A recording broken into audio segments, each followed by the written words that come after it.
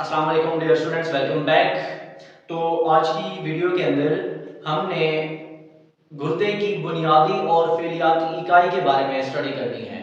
तो आज का जो हमारा लेक्चर है ये इंतहाई इम्पॉर्टेंट है, लॉन्ग के हवाले से, शॉर्ट क्वेश्चन के हवाले से और एमसीक्यूज के लिहाज से। तो जैसे कि आपको पता है, कल की वीडियो के अंदर, इससे पहले वाली वीडियो में हमने यूरिनरी सिस्टम में से किडनी की बात की थी, गुर्दों की बात की थी। तो उसके बाद नेक्स्ट आज वाला जो टॉपिक है उसमें हम पढ़ेंगे structure and functions of nephron. Nephron का स्ट्रक्चर क्या है, नेफ्रॉन है क्या, नेफ्रॉन का किरदार क्या है, ये कैसे किरदार अदा करती है, सब चीजों की वजाहत आज हम पढ़ेंगे जो आपके सामने व्हाइट बोर्ड पे लिखी हुई है। तो सबसे पहला पॉइंट देखिए, The structural and functional unit of kidney are called nephron। जो हमारे पास गुर्दे हैं, किडनीज हैं, उनकी बुनियादी और फेलियाती इकाई को हम क्या नाम देते हैं? नेफ्रॉन का नाम देते हैं। ये पहला पॉइंट मारूजी भी है कि गुर्दों की बुनियादी और फेलियाती इकाई का क्या नाम है, तो फिर आप क्या सिलेक्ट करेंगे? नेफ्रॉन सिलेक्ट करेंगे। इसी तरीके से अगर हम देखें, each kidney contain 1 million of nephron. एक गुर्दे के अंदर 1 मिलियन तक या उससे ज्यादा क्या हो सकती हैं? नेफ्रॉन मौजूद हो सकती हैं। इसके दो पार्ट्स होते हैं, एक को हम कहते हैं रेनल कार्पसल्स और दूसरा है रेनल ट्यूब्यूल्स। जो रेनल कार्पसल है ये नॉन ट्यूबुलर पार्ट होता है, ये ट्यूब्स पर मुश्तमिल नहीं होता। और जो रेनल ट्यूब्यूल्स हैं ये क्या होता है? ट्यूबुलर पार्ट ऑफ नेफ्रॉन है। नेफ्रॉन का ट्यूब्स नुमा, नाली नुमा हिस्सों को हम क्या नाम देते हैं? रेनल ट्यूब्यूल्स का नाम देते हैं। जैसे कि आपको यहाँ पे डायग्राम में दिखाया गया है, ये वाला हिस्सा, ये जो ट्यूब्स पर मुश्तमिल नहीं है, ये वाला हिस्सा, इसको हम क्या नाम देते हैं? रेनल कार्पसल्स या कार्पसल्स का नाम देते हैं। और बाकी ये वाला जो पार्ट है सारा, ये नालियां आपको नजर आ रही हैं, इनको हम क्या नाम देते हैं? रेनल ट्यूब्यूल्स का नाम देते हैं। अब वन बाय वन करके पहले इसको पढ़ते हैं फिर उसको पढ़ते हैं। रेनल कार्पसल जो है इसके दो पार्ट्स होते हैं, बोमैन्स कैप्सूल और ग्लोमेरुलस। बोमैन्स कैप्सूल और ग्लोमेरुलस। बोमैन कैप्सूल दरअसल कप शेप्ड स्ट्रक्चर है, प्यालानुमा साफ्ट होती है, जो सराउंड्स करती है, घेरे होती है किस चीज को? ग्लोमेरुलस को।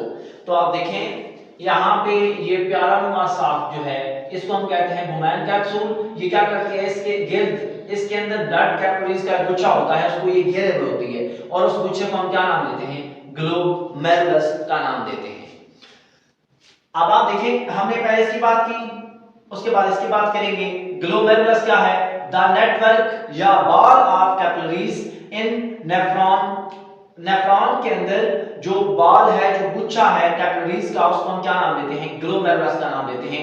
It is surrounded by it is surrounded by, sorry यहां पे गलत लिखा हुआ है, it is surrounded by Bowman's capsule. Bowman's capsule जो है वो इसमें क्या करती है? घेरे हुए होती है। तो ये शॉर्ट क्वेश्चन में आ सकता है कि बोमैन कैप्सूल और ग्लोमेरुलस में फर्क लिखें, तो आप ये लिखेंगे। अब ये वाला पार्ट था रेनल कार्पसल, जिसके दो पार्ट से बोमैन कैप्सूल और ग्लोमेरुलस। बोमैन कैप्सूल प्यालानुमा साफ्ट है और ग्लोमेरुलस जो है वो उसके अंदर ब्लड कैपिलरीज का गुच्छा है, जो जिसको किसने घेरा हुआ है? बोमैन कैप्सूल ने। अब रेनल ट्यूब्यूल्स, इसके मुख्तलिफ पार्ट्स होते हैं, PCT loop of Henle, DCT collecting duct. फिर से सुने, PCT proximal convoluted tubule, loop of Henle U shape structure है, डीसीटी डिस्टल कन्वोल्यूटेड ट्यूब्यूल्स, और कलेक्टिंग डक्ट लास्ट पार्ट है इस बड़ी नाली का, जो क्या करता है? नेफ्रॉन से यूरिन को पकड़ लेता है और अपने अंदर स्टोर कर लेता है, कलेक्ट करता है, उसको हम कहते हैं कलेक्टिंग डक्ट। अब इन चीजों को हम अगर हम डायग्राम में देखें, ये पहली बात नाली, इसको हम कहते हैं प्रॉक्सिमल कन्वोल्यूटेड ट्यूब्यूल। उसके बाद नीचे अगर चले आए, ये वाली, ये यू शेप का हिस्सा है, यू शक्ल का हिस्सा, इसको हम कहते हैं लूप ऑफ हेनले। इसके फिर पार्ट्स होते हैं, ऊपर से नीचे आएंगे तो डिसेंडिंग लूप ऑफ हेनले, नीचे से ऊपर जाएंगे तो असेंडिंग लूप ऑफ हेनले। ये टोटल क्या कहलाएगा? Loop of Henle. अब लूप ऑफ हेनले के बाद ये वाला पार्ट जो है इसको हम कहते हैं डिस्टल कन्वोल्यूटेड ट्यूब्यूल्स, आखिरी बालदार नाली, और ये सारी जिसमें जाती है कलेक्ट होती है उसको हम क्या नाम देते हैं? बड़ी नाली को कलेक्टिंग डक्ट का नाम देते हैं। तो ये वाला पार्ट और ये वाला पार्ट दोनों आपस में मिलते हैं तो किसी को बना देते हैं? नेफ्रॉन को बना देते हैं। अब मजीद अगर हम बात करें, जो हमारे पास नेफ्रॉन्स हैं इसकी दो टाइप्स होती हैं। ये आपके सामने गुर्दा है, इसके दो पार्ट्स थे, कॉर्टेक्स और मेडुला। जो कॉर्टेक्स वाले पार्ट में होगी उसको हम कहते हैं कॉर्टिकल नेफ्रॉन, और जो मेडुला और कॉर्टेक्स दोनों वाले रीजन में होती हैं उसको हम कहते हैं जस्टा मेडुलरी नेफ्रॉन। तो इन दोनों में फर्क देखते हैं। ये जो आपके पास कॉर्टिकल नेफ्रॉन है, it is present in the cortex, ये कॉर्टेक्स में मौजूद है, और ये जो है प्रेजेंट है कहां पे? It is present in border of medulla and cortex. Medulla और कॉर्टेक्स दोनों के दरमियान जो पाई जाती हैं नेफ्रॉन को हम कहते हैं जस्टामेडुलरी नेफ्रॉन्स। ये जो है टोटल नेफ्रॉन का 70 से 80% हिस्सा होती है, और ये जो है 20 से 30% हिस्सा होती है। और इसके बाद ये जो आपके पास कॉर्टिकल नेफ्रॉन है, ये लूप ऑफ हेनले का छोटा पार्ट होती हैं, वो जो है long part of loop of Henle है।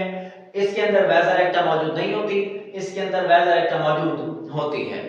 तो ये फर्क अगर आ जाए कि कॉर्टिकल नेफ्रॉन और जस्टामेडुलरी नेफ्रॉन, तो आप ये लिखेंगे, पहले पॉइंट में लिखेंगे कि कॉर्टिकल नेफ्रॉन जो है कॉर्टेक्स में मौजूद है, और जस्टामेडुलरी नेफ्रॉन दोनों हिस्सों के अंदर मौजूद है।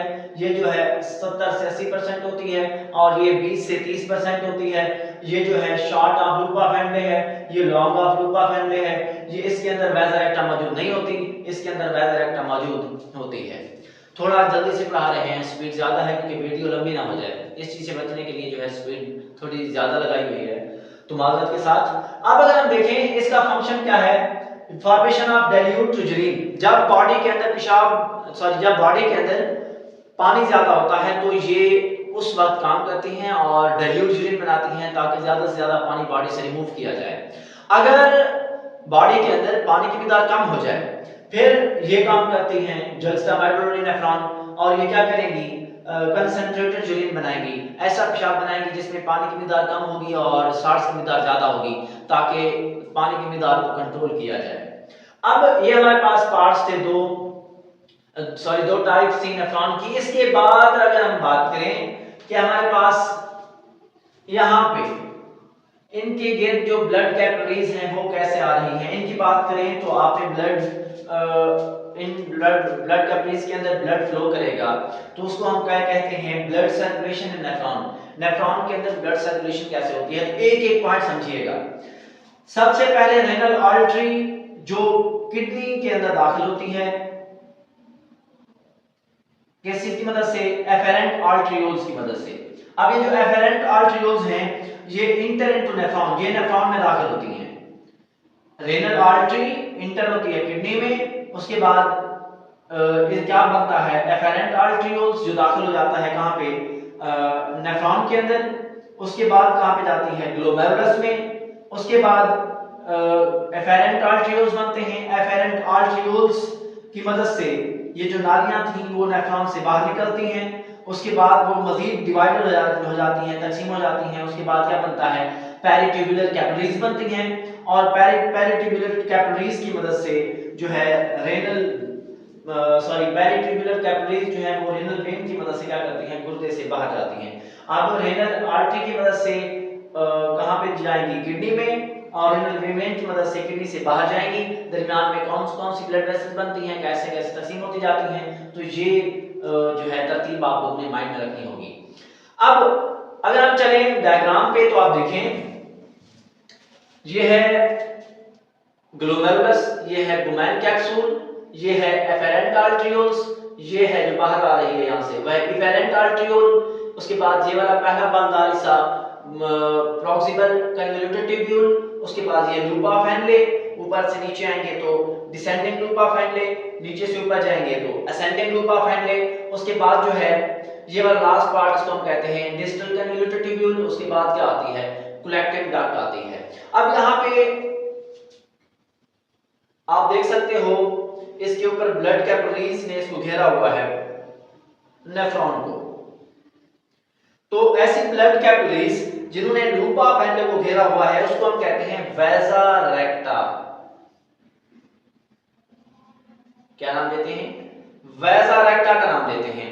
और जो प्रॉक्सिमल और कन्वोल्यूटेड ट्यूब्यूल्स के गिर्द ब्लड कैपिलरीज का गुच्छा है, ब्लड वेसल्स हैं, उनको हम क्या नाम देते हैं, peri tubular capillaries.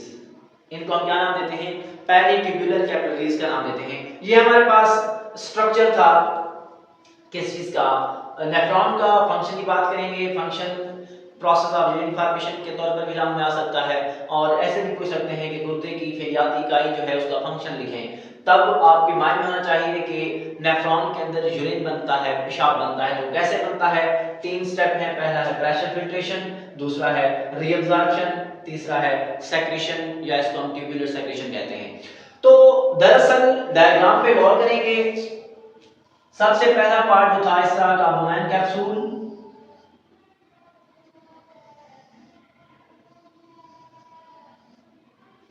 Women capsule के अंदर यहां पे अगर मैं इसको मजीद थोड़ा क्लियर करके बताऊं, ये ब्लड कैपिलरीज का गुच्छा था।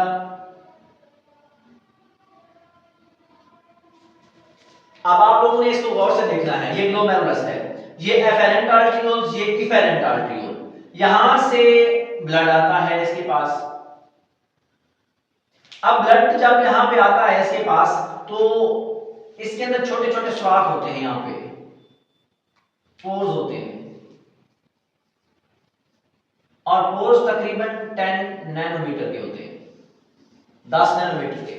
अब ये जो आपके पास पोर्स हैं, यहां पे जब ब्लड आता है तो आप यहां पे देख सकते हो, blood pass through glomerulus is filtered into Bowman capsule. Blood यहां पे आता है तो यहां पर इसकी दीवार के अंदर सुराख होते हैं, जिसकी वजह से छोटे छोटे जो मॉलिक्यूल्स हैं, जो केमिकल्स हैं, जो ज़रात हैं, वो यहां पे फिल्टर हो जाते हैं, और बाकी जो ब्लड होता है वो आगे की तरफ चला जाता है इफेरेंट आर्टरियोल्स की तरफ। अब यहां पे बाहर थेरेन में या जो प्यारा का साख थी उसमें जो मटेरियल आ जाता है, मटेरियल जब आता है तो उस मटेरियल को आप कहते हो, फिल्ट्रेट को कहते हो glomerulus filtrate, glomerulus filtrate.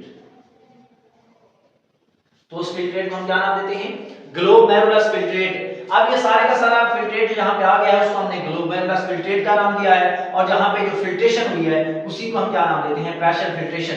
Filtration क्यों हुई है, क्योंकि यहाँ से जो ब्लड आया है उसका प्रेशर बहुत ज्यादा था।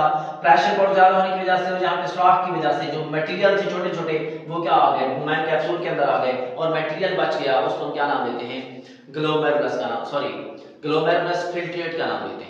जब ये प्रोसेस मुकम्मल हो जाता है तो उसके बाद नेक्स्ट स्टेप आता है रीअब्जॉर्प्शन या सेलेक्टिव रीअब्जॉर्प्शन। माइंड में रखेंगे, जितना चीजें जहां पे बची थी उनको फिर भेजा जाएगा नाली में आगे।